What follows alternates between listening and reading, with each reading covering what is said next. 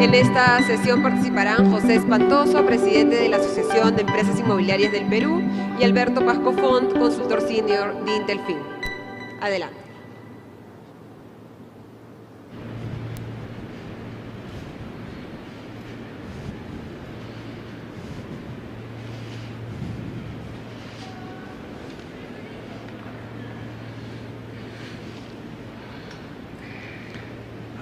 Buenos días con todos. Muchas gracias, Alberto, por acompañarnos en este panel. Queremos empezar con un video introductorio que un poco recoge las cifras, los indicadores de la problemática del sector construcción en la parte de infraestructura y también del sector inmobiliario enfocado en la parte de vivienda. Si nos pueden ayudar con el video, por favor. El sector construcción representa casi 6% del PBI, pero viene cayendo 9% en promedio durante el 2023, lo cual incrementa la brecha de infraestructura existente. En los próximos 5 años, la brecha de infraestructura de acceso básico será de más de 117.000 millones de soles, que en su mayoría corresponde a los sectores de transportes, saneamiento, salud y telecomunicaciones. En los próximos 20 años, esta brecha de infraestructura de acceso básico superará los 363.000 millones de soles. De los 20 proyectos priorizados al 2019, 10 tienen menos de 1% de ejecución, 8 menos del 50% y solo 2 más del 50%. Los casos Lavajato y Club de la Construcción afectaron seriamente los proyectos de concesión y APPs y la capacidad de ejecutar obras de las empresas nacionales. Entre el 2013 y 2017 se comprometió inversión privada por más de 19.000 millones de dólares. Luego de Lavajato entre el 2018 y 2022, los compromisos de inversión cayeron a menos de 5.000 millones de dólares. Por otra parte, en los últimos 20 años, el 93% del crecimiento de las ciudades ha sido informal, promovida por mafias de traficantes de terrenos. Las mafias de tráfico de terrenos mueven cada año 1.100 millones de dólares, solo superadas por las mafias de trata de personas, 1.300 millones de dólares, y la minería ilegal, 2.511 millones de dólares.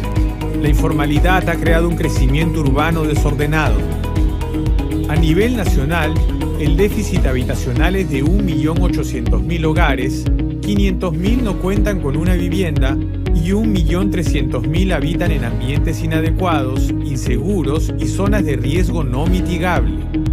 Para cerrar la brecha en 10 años, se deben producir 190.000 viviendas cada año, 140.000 para cubrir la nueva demanda y 50.000 para cortar la brecha existente.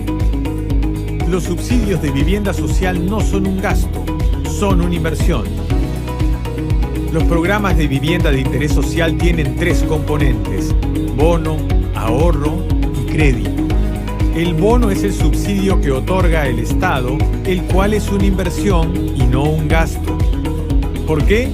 El Tesoro Público recupera en impuestos 2.8 veces lo invertido en el subsidio del programa Mi Vivienda y el 100% en el subsidio del programa Techo Propio. El programa Mi Vivienda multiplica 21 veces la inversión en el subsidio y el programa Techo Propio lo hace 1.5 veces.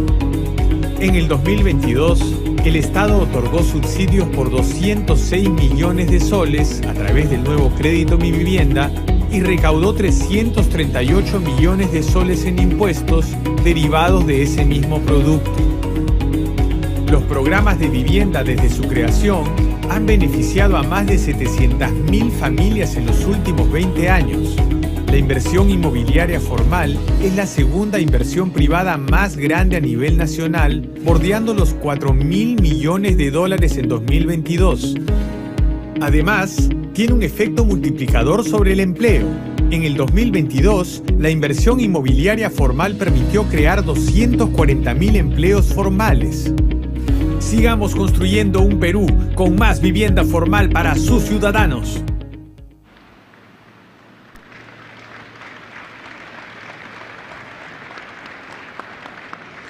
Alberto, luego de ver estas cifras, ¿cuál es el panorama de la infraestructura? ¿Hay alguna buena noticia? ¿Cómo potenciar las concesiones ya otorgadas?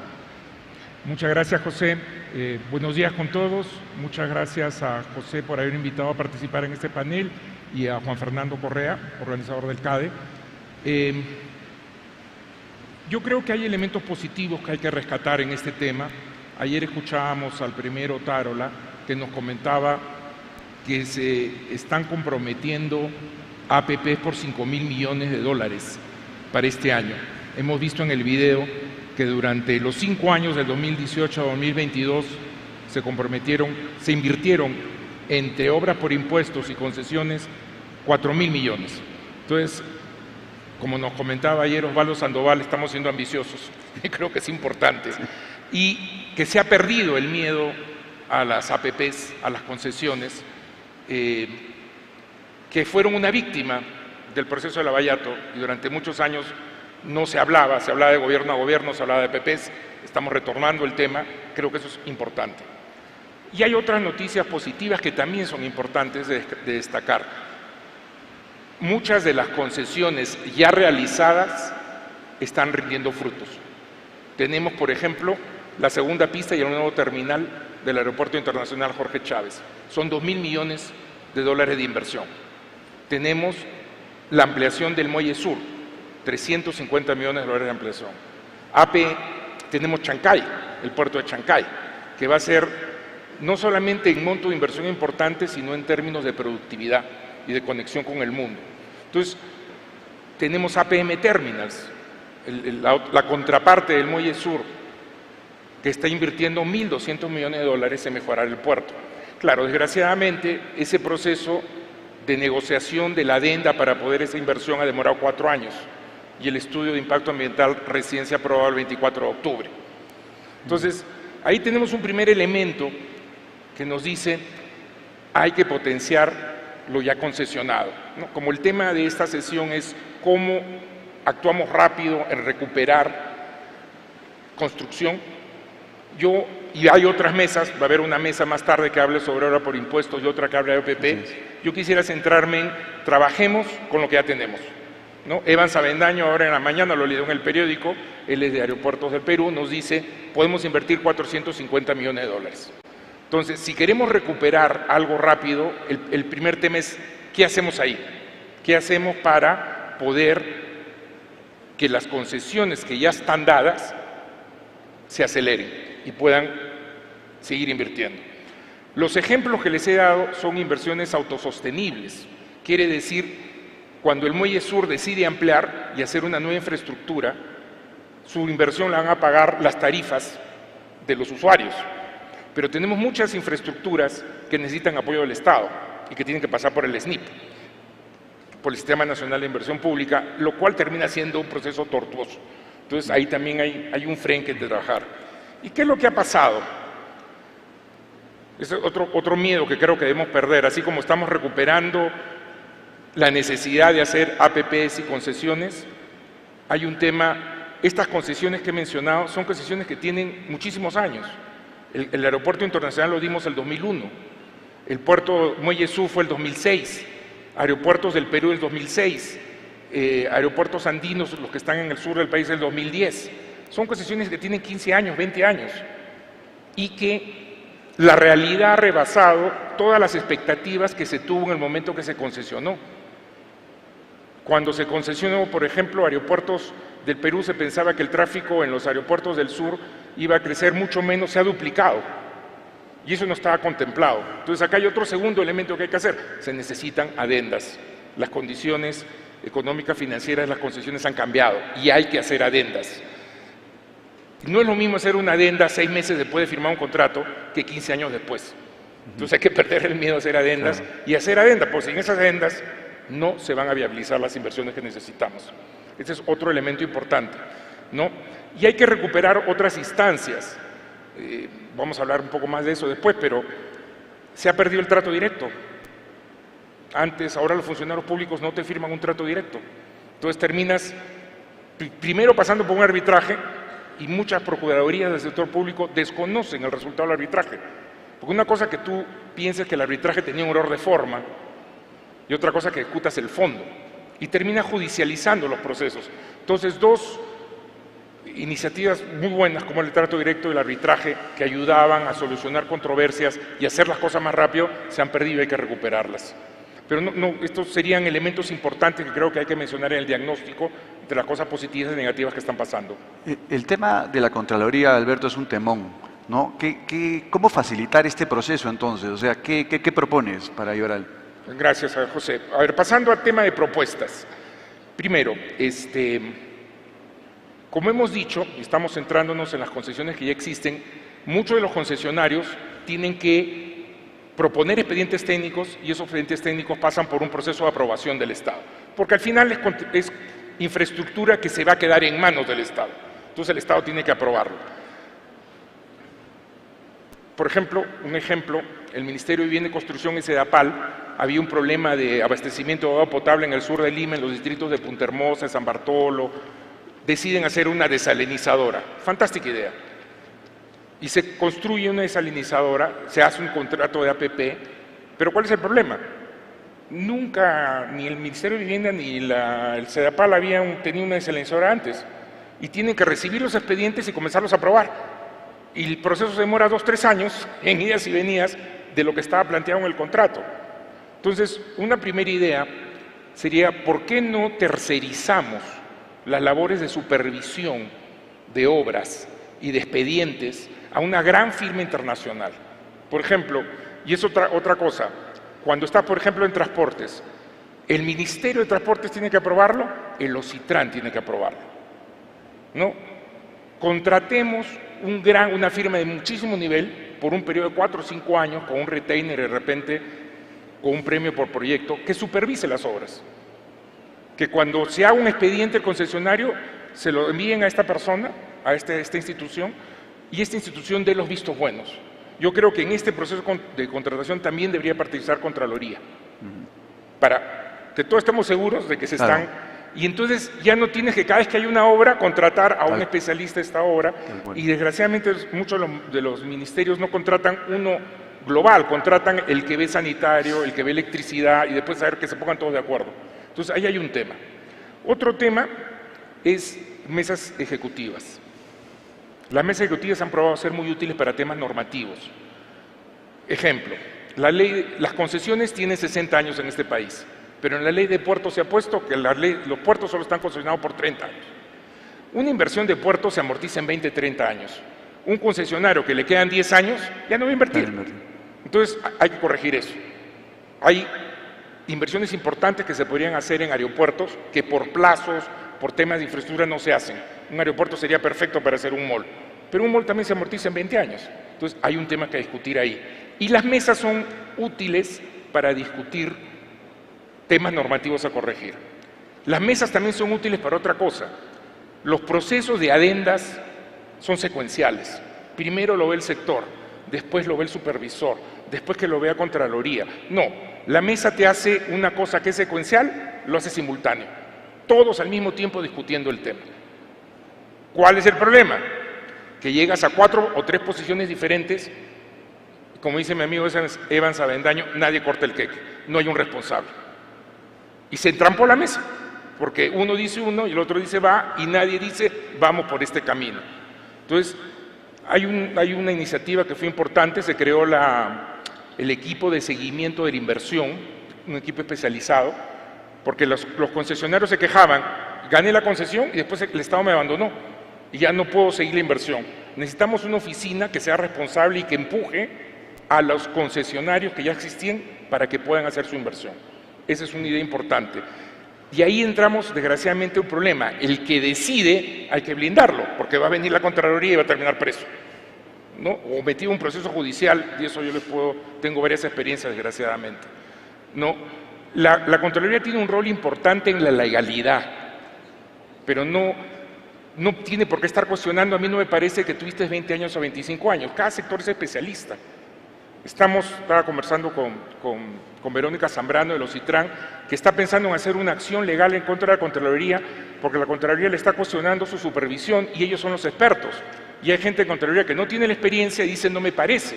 ¿Y cuál es el problema? Ese no me parece lo usa la Fiscalía para poner un proceso penal a un funcionario. El sistema de incentivos a los funcionarios públicos es perverso y hay que cambiarlo. No es problema de los funcionarios públicos.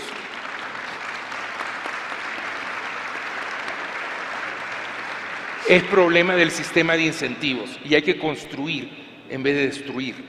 Y en eso deberíamos embarcar a la Contraloría. En todo caso, que sus recomendaciones sirvan para mejorar las cosas, pero no para estar persiguiendo funcionarios públicos innecesariamente. Con eso termino. Muchas gracias, Alberto. Gracias, Alberto.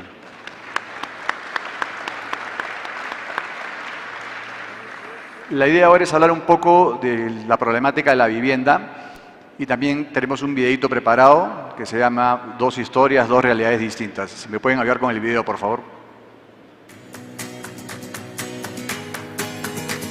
Hola, mi nombre es Diego y vivo con mi mamá y mi hermana. Gracias a que mi mamá compró una vivienda formal a través del crédito Mi Vivienda, yo puedo ir al colegio más cercano, que está solo a 15 minutos de mi casa. Sin embargo, no todos mis compañeros tienen la misma suerte. Hola, soy Luciana y vivo en el asentamiento humano Nueva Caledonia, en Chorrillos. Para ir al colegio debo de caminar media hora hasta encontrar una combi, que luego se demora media hora más en llevarme hasta el colegio. Esto se debe a que mi casa está demasiado lejos en un barrio producto de una invasión, pero eso no es lo peor. Lo peor es que más de 30 años después de que mi abuelo llegó a este lugar, seguimos sin tener agua.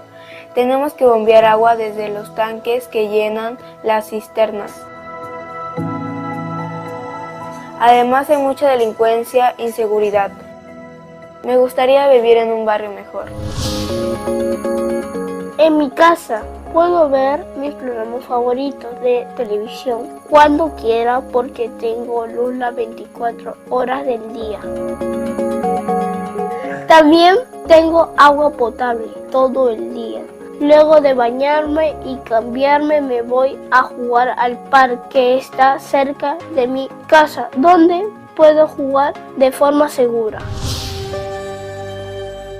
A mí lamentablemente mi mamá no me deja salir a jugar muy lejos de mi casa porque dice que el barrio es muy peligroso. De tarde y de noche salen algunas pandillas y me da miedo que me hagan algo. Nunca pasa por aquí ningún patrullero ni la policía. La vivienda formal es un factor clave para alcanzar la igualdad de oportunidades. La vivienda adecuada con todos los servicios en ciudades ordenadas con equipamiento urbano permite solucionar muchos de los principales retos que enfrentan las familias peruanas: el acceso a servicios públicos, salud, educación y seguridad. Es deber del sector público y sector privado generar condiciones para que la vivienda formal y adecuada sea asequible para todos los peruanos.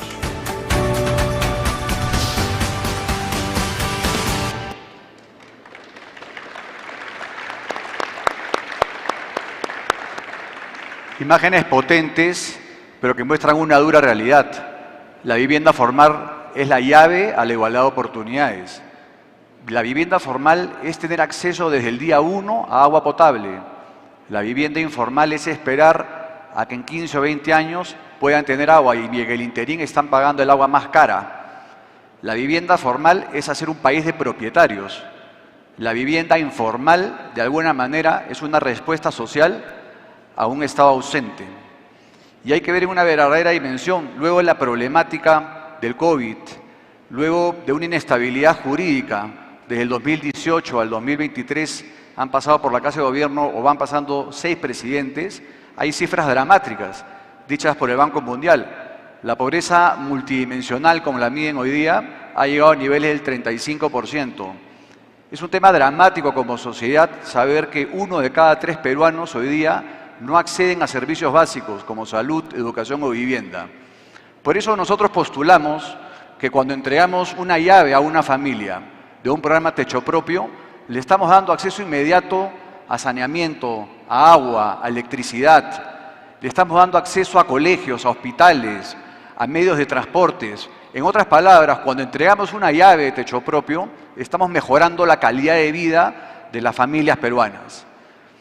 Es súper preocupante también, como lo ha dicho el video inicial, que tenemos un déficit habitacional de 1.8 millones de hogares, hogares que no pueden acceder a una vivienda. Y es terrible esta situación, porque no acceden a una vivienda, tenemos que producir, para bajar el déficit en 10 años, si nos ponemos como meta, tendríamos que pasar de producir 40.000 viviendas que hacemos hoy los formales, a pasar a producir 190.000 viviendas.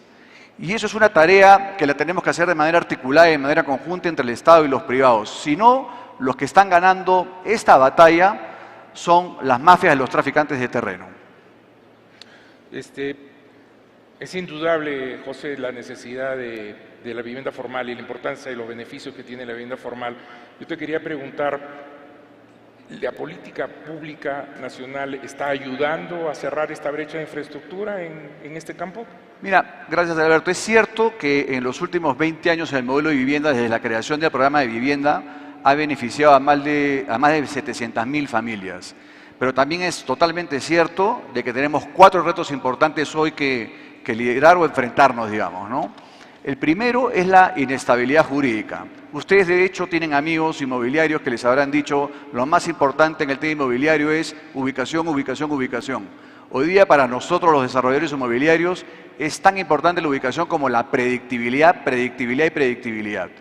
Y estamos pasando por un proceso en plena recesión, en donde hay una corriente, una narrativa de ciertas municipalidades que están atrasando o están impidiendo el desarrollo formal de la vivienda, en no dar acceso a la vivienda formal en estos distritos. Y este es un tema importante que tenemos que solucionar, porque hemos potenciado un poco este tema que están trabando estas municipalidades, considerando las personas o los desarrolladores que compraron terrenos y que hoy día no pueden aprobar anteproyectos, los que no pueden sacar sus licencias de construcción, o lo más triste, los que ya están construyendo y les han parado obras, con ordenanzas totalmente arbitrarias. Y esto es un daño hoy día a la economía, como digo, en un tema de recesión, de una parada de inversión informal privada más o menos de 1.200 millones de dólares. Estamos hablando potencialmente de 400 proyectos que pueden estar paralizados en los próximos meses y que además con quitada de empleo de más o menos 70.000 personas. Entonces, es importante, así como ayer el ministro Tarola habló de un pacto por el agua, de hablar también de un pacto por la vivienda. Un pacto por la vivienda que tiene que estar liderado por la ministra de Vivienda, y convocando a los actores principales. En este caso hay que convocar a la Municipalidad Provincial de Lima para ordenar un poco, rayar la cancha y que las inmobiliarias puedan trabajar y dar cada vez más acceso a las familias peruanas. Un segundo tema importante o un segundo reto es el tema que los subsidios que se han presupuestado para el año 2024 son insuficientes. Han presupuestado 1.200 millones de soles, que son como 320 millones de dólares. Y la verdad, a mí me da envidia sana comparar a veces con Chile. Chile, por ejemplo, tiene menos población, Chile tiene menos déficit habitacional y tienen 4.500 millones de dólares en subsidios contra los 320 millones que tenemos nosotros. Entonces, pensar que vamos a reducir una brecha habitacional en los próximos años con estos subsidios realmente es difícil de pensar. Y acá me acuerdo lo que hablaba Álvaro el día de ayer, de la importancia de hablar con los gremios, y lo tengo que decir con todas las palabras. Nosotros sí tenemos esa suerte, sí tenemos un Ministerio de Vivienda con el cual estamos trabajando de manera conjunta, hemos sido convocados, hemos felicitado toda la reestructuración que han hecho en el Fondo Mi Vivienda, por todos los temas de corrupción conocidos por todos. Hoy día en el Fondo Mi Vivienda y en el Ministerio contamos con personas profesionales de primer nivel con los cuales podemos consensuar ideas. En esa línea fuimos convocados a esta reactivación económica unidos, y si bien los anuncios fueron alentadores, los consideramos insuficientes. Y acá queremos, sí, digamos, apoyar los esfuerzos que viene haciendo el Ministerio y el Fondo en 2 medidas concretas de corto plazo. Y una es respecto a los subsidios. Tenemos que pasar por lo menos de 1.000 millones de soles, que han dado en subsidios para el bono familiar habitacional, que es techo propio, a por lo menos 2.000 millones, ya sabiendo que la plata que ponemos en subsidios le regresa al Estado vía impuestos en 2.5 veces y además dinamiza la economía en 14 veces. Y por el lado del crédito es fundamental. Si bien es cierto, ha estado el enunciado de la reactivación Económica Unidos, es fundamental lograr que el Ministerio de Economía aporte capital al Fondo Mi Vivienda, los 1.500 millones de soles que se vienen trabajando hace tiempo, de tal manera que el Fondo Mi Vivienda no deje de colocar créditos a las familias que puedan acceder a créditos a tasas preferentes, ¿no? Ese es un tema fundamental para nosotros. Un tercer punto de reto que tenemos es la mafia de los traficantes de terreno, que es un gran tema, ¿no? Estas personas, que es una economía ilegal, ¿no?, de 1.200 millones de dólares al año, aprovechan la necesidad de las personas y lucran con esto, ¿no? Y claro, ahí tenemos que dar una acción conjunta. Yo los invito a ver cuando puedan en el Google Earth Chancay. Chancay es una gran inversión, vean el puerto, cuando hagan el zoom, vayan al noreste del puerto y van a ver que ya las mafias ya están controlando, ya invadieron y ya todo el desarrollo urbano potencial que tienen ahí lo están ganando las mafias de terreno. Y un cuarto reto que tenemos importante es el tema del déficit de suelo urbano. Y ahí tenemos una gran tarea, tenemos que cambiar el agua y el saneamiento tienen que llegar de manera conjunta con la vivienda. Y hay que cambiar este sistema perverso que primero invado y después te llevo agua, ¿no? Ese es un tema importante que tenemos que trabajar. Y eso con respecto un poco a los diagnósticos, ¿no? Pero a ver, con este conjunto grande de actores y con todos estos retos, ¿qué propuestas concretas nos puedes traer a la mesa? Venimos hablando de 4 propuestas concretas. Una es el tema de vivienda asequible. La Constitución dice que todo peruano tiene derecho a una vivienda adecuada. Tenemos que trabajar en la accesibilidad de esta vivienda, no importando el nivel socioeconómico, la vivienda tiene que estar disponible y los recursos para que puedan acceder a una vivienda. Esa es una primera propuesta y en línea a lo que dice el Banco Mundial respecto a las 3 mediciones que son, digamos, educación, salud y vivienda, nosotros proponemos que la vivienda asequible sea una política social prioritaria en igualdad de condiciones que la educación y la salud. Eso como primera propuesta. Como segunda propuesta es darle sostenibilidad a los subsidios de vivienda. Hay que plantearse una meta clara. Vamos a reducir en 50% el déficit habitacional en los próximos 5 años, perfecto. Eso tiene que ir con una correlación con mayores subsidios. Por eso que nos parece fundamental la ley de financiamiento habitacional, para que haya una correlación y cada año, con una meta establecida, tengamos más subsidios.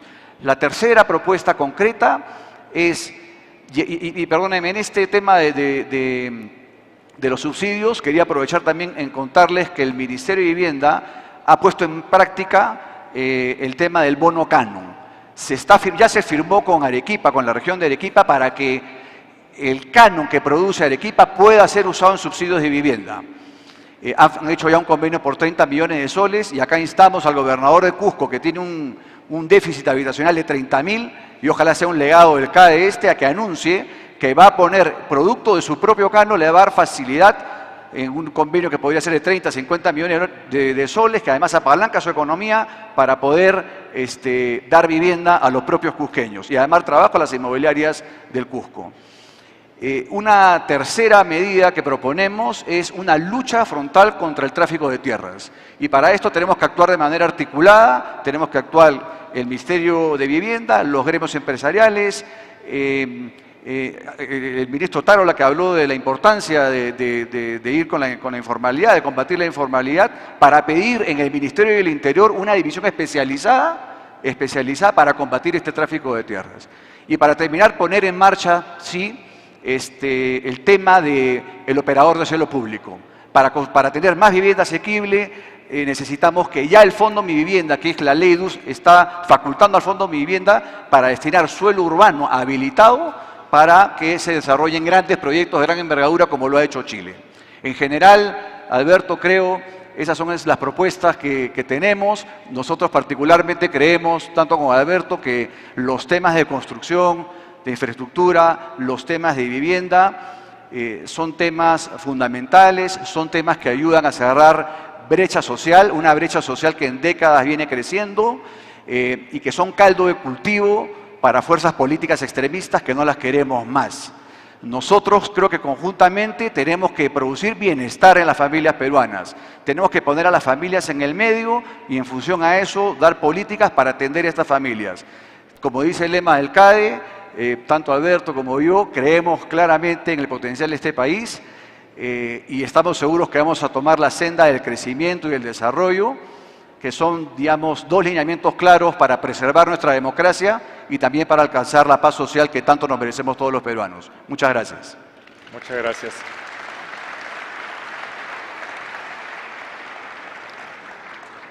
Vamos.